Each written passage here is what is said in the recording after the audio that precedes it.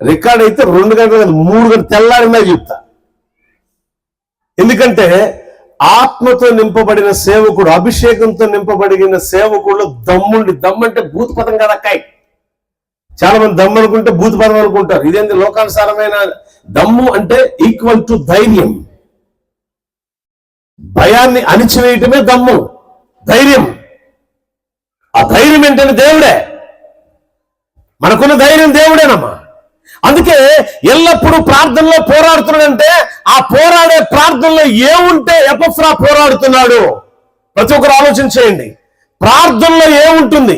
చెరసాల్లో ఉన్నవాడు, చెరసాల్లో మగ్గిపోతున్నవాడు, చెరసాల అనుభవంలో ఉన్నవాడు, జైల్లో పడి నలిగిపోతున్న ఒక వ్యక్తి సంఘం కోసం వెలగాలని ఇష్టపడ్డాడంటే ప్రార్థనలో ఏముందో గ్రహించాడు ఆయన. చాలా మంది బైబిల్ పట్టుకొని వస్తారు మందిరానికి, ప్రార్థన చేస్తారు. ఉత్త ప్రార్థనలు చేయకూడదు. 2008, 2009 కాలంలో దేవుడు సుమారుగా 2002లో ఓ దర్శనం ఇచ్చి విమానంలో నన్ను పంపించడం చూశాను నేను.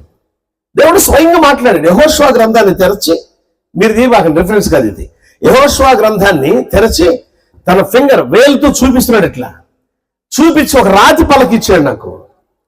ఇచ్చి సేవలకు పిలిచే ముందు అనమాట, ప్రారంభ దినాల్లో జరిగిన సంఘటన ఇది. సేవ అంటే నేను రావట్లా. ఏంటి ప్రభు అంటే, ఇదిగో ఈ గ్రంథం చదువు అన్నాడు. చదివాను. చదివితే యెహోషువ గ్రంథం కదా ఇది అన్నా. నేను విడువను ఎడబాయను. నువ్వు ఏ స్థలంలో అడుగు పెడతాడో ఆ స్థలం నీ స్వాచ్ఛమగు. నీవు బ్రతుకు దినములలో ఏ మనుషులో నీ ఎదురు నిలబడలేడని. వీళ్ళరా ఆ వాగ్దానాన్ని పట్టుకొని ప్రార్థన చేయడం ప్రారంభించారు. అది 2008, 2009 సంవత్సర కాలంలో ప్రభు నన్ను ఏ దర్శనంలో ఏ ఫ్లైట్ అయితే నాకు చూపించాడో, ఎప్పుడు విమానం చూసిన దాఖలాలు లేవు.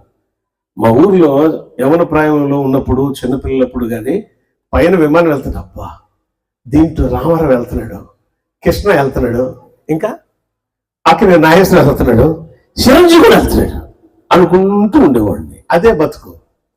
అరే మనమేంటి, మన బ్రతుకేంటి, మనం ఎయిర్పోర్ట్కి వెళ్తామేంటి, ఫ్లైట్ ఎక్కటం ఏంటి, ప్లస్ దేశాల స్వార్థ ప్రకటించడం ఏంటి, ఎక్కడి నుంచి వచ్చింది ఇది అని అంటే ఆకాశమందు ఆసనుడైన మహా గొప్ప దేవుని ఆజ్ఞ అని ఆ రోజు గ్రహించాను నేను.